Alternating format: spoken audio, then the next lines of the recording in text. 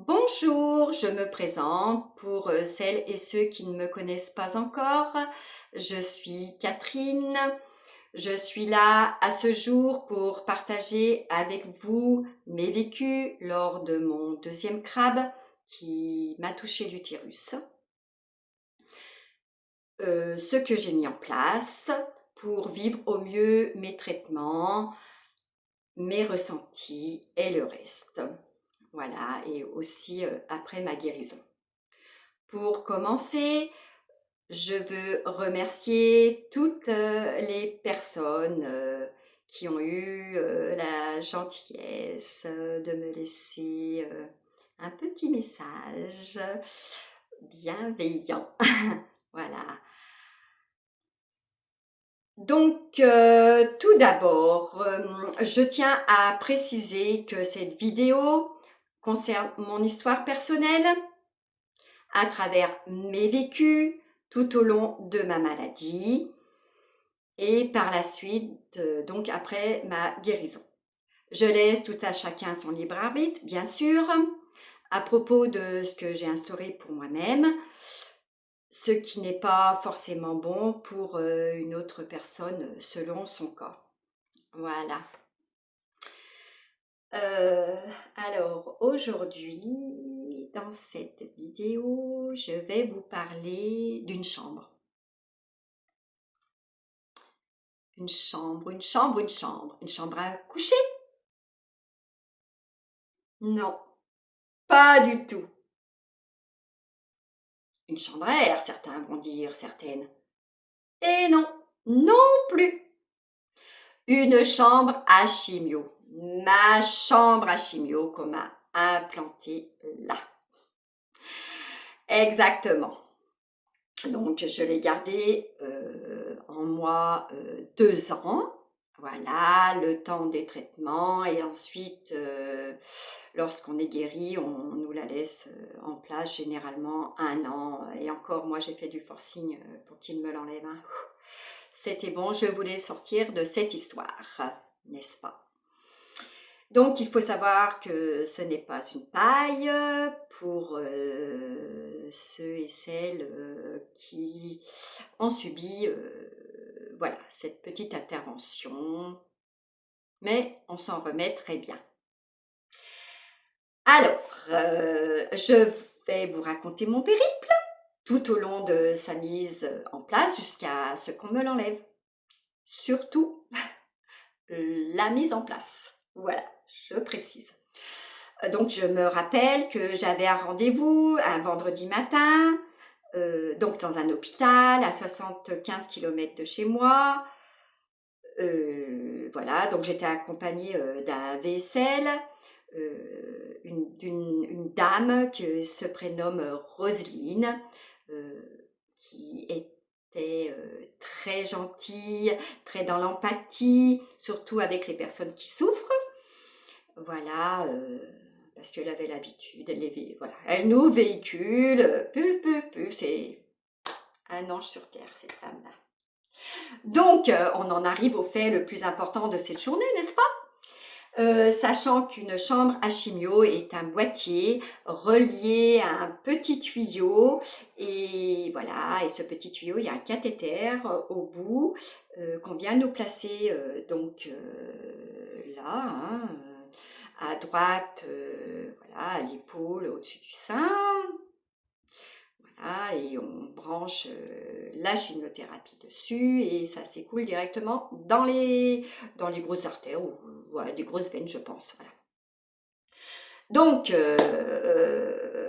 voilà que je suis à l'hôpital. On me dit que c'est une courte intervention chirurgicale et voilà, sous anesthésie locale. Pas de problème, on y va. Bon, donc, je me préparais psychologiquement quand même pour affronter cette petite intervention.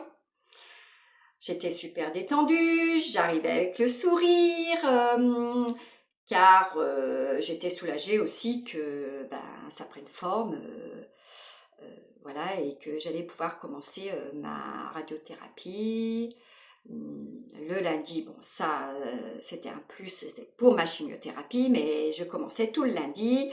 Ensuite il y avait curithérapie et pour finir une hystérectomie totale. Voilà, pour moi. Mais bon, écoutez, tout va bien.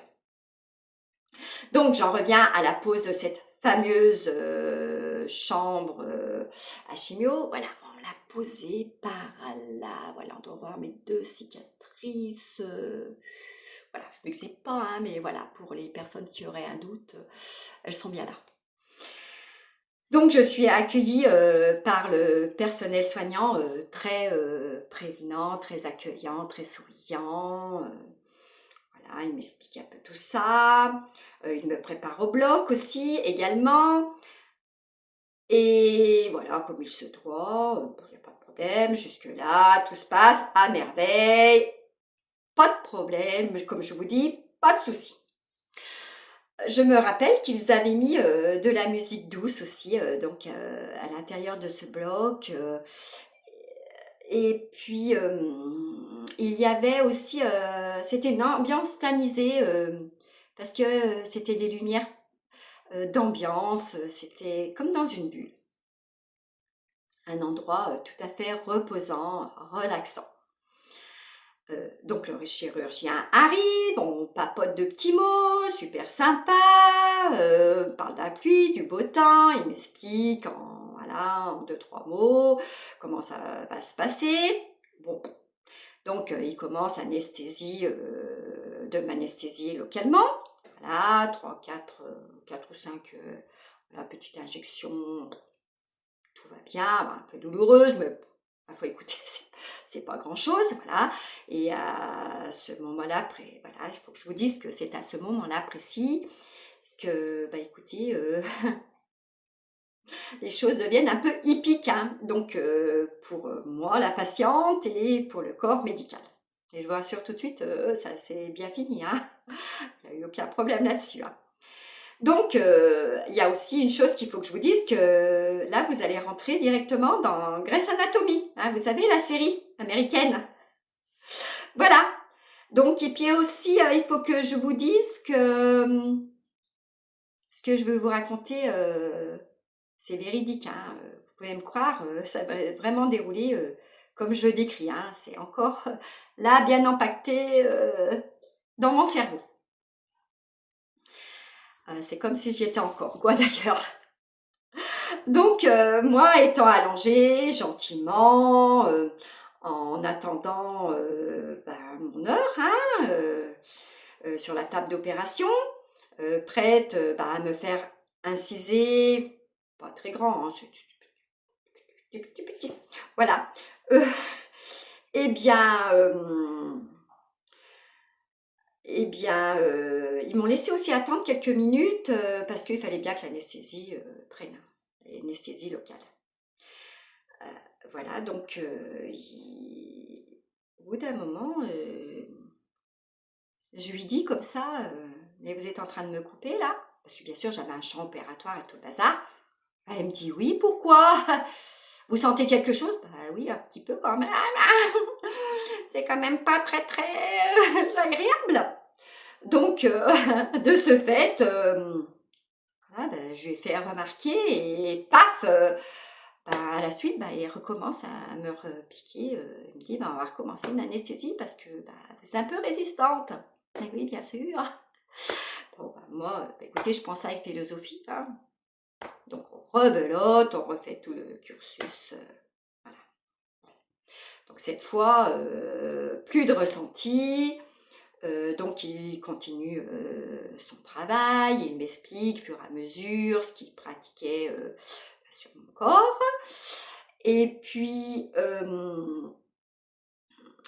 manque de peau, il arrive encore autre chose.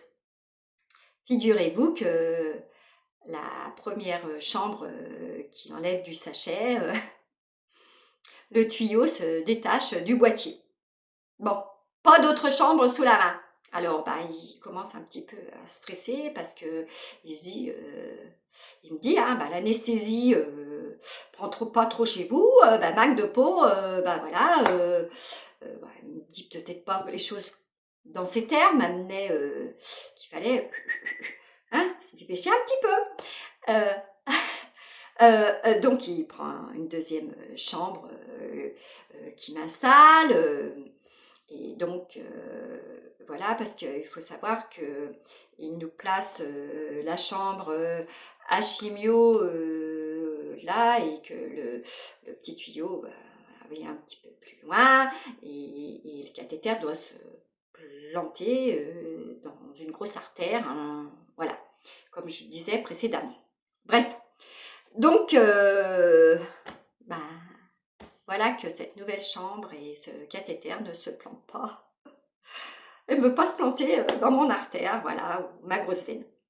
Oh, alors là, le stress, je sens le stress un peu autour de moi, on me rassure, mais dans les voix, c'est un peu...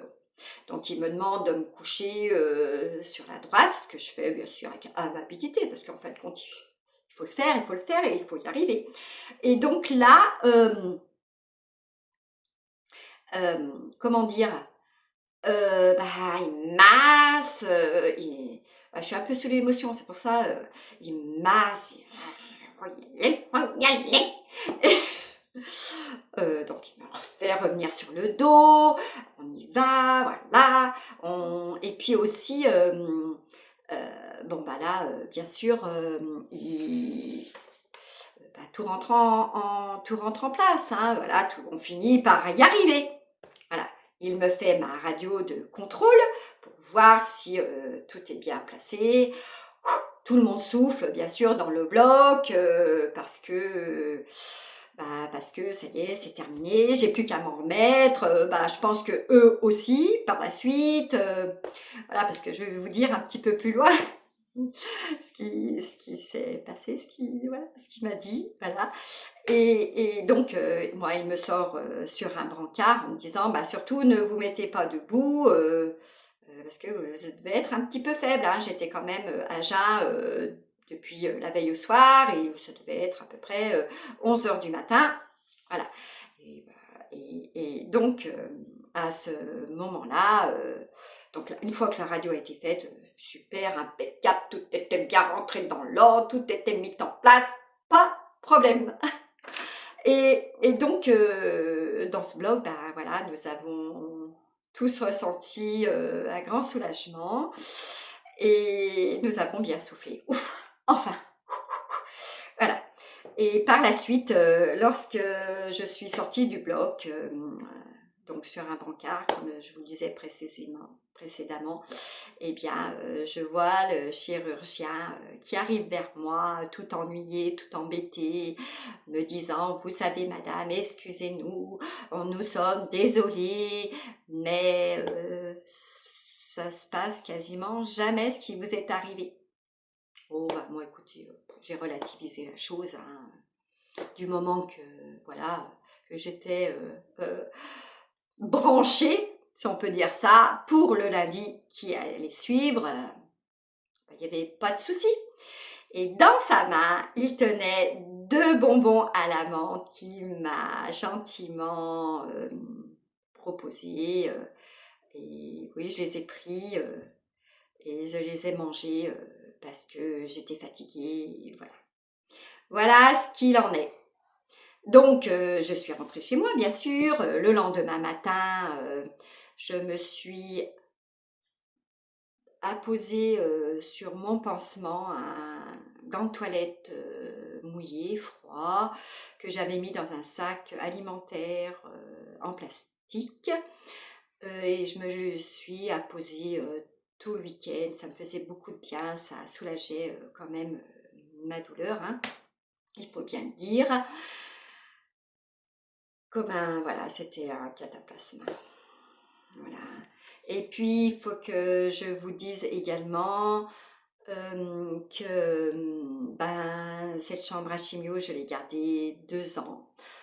Qu'on me l'a enlevée, le temps donc de la première année, de mes traitements, tout ça, et il nous la laisse apparemment, généralement, 1 an encore après, même un peu plus. Mais moi, j'ai fait du forcing pour l'enlever parce que pour moi, c'était terminé. Il n'y avait plus de cancer, plus de de crabe, excusez-moi, et puis voilà. Donc, on me l'a enlevé aussi vite que bah, je suis rentrée dans le bloc. Je suis ressortie, je me suis même pas à peine rendu compte que c'était fait. 2 petits points, patati patata, un pansement, et c'était terminé. Voilà. Donc, j'arrive à la fin de cette deuxième vidéo qui, j'espère, vous aura plu. Comme d'habitude, je vous demanderai tout simplement de mettre un petit pouce, de la partager, de me mettre de gentils messages pour donner de l'élan à ma chaîne, voilà, qui commence tout juste. Voilà, et puis je vous promets aussi dans d'autres vidéos des choses que vous révélerez qui seront palpitantes. Je veux aussi vous adresser toute ma gratitude pour, en attendant de vous retrouver dans une prochaine vidéo. Dites-moi dans les commentaires si vous désirez, selon vos envies, peut-être un sujet que je pourrais traiter dans le futur. Aussi, concernant mon parcours de vie. Et puis, voilà, au long de ce deuxième crabe que j'ai vécu, on me donnait 3 mois de survie. Bah, 15 ans après, je suis toujours là, donc rien n'est jamais perdu, hein. Voilà, j'en suis une preuve vivante. Et puis aussi, bah, vous pouvez également vous abonner pour ne pas perdre le fil avec moi. Voilà, surtout prenez bien soin de vous et je vous dis à très bientôt. Au revoir.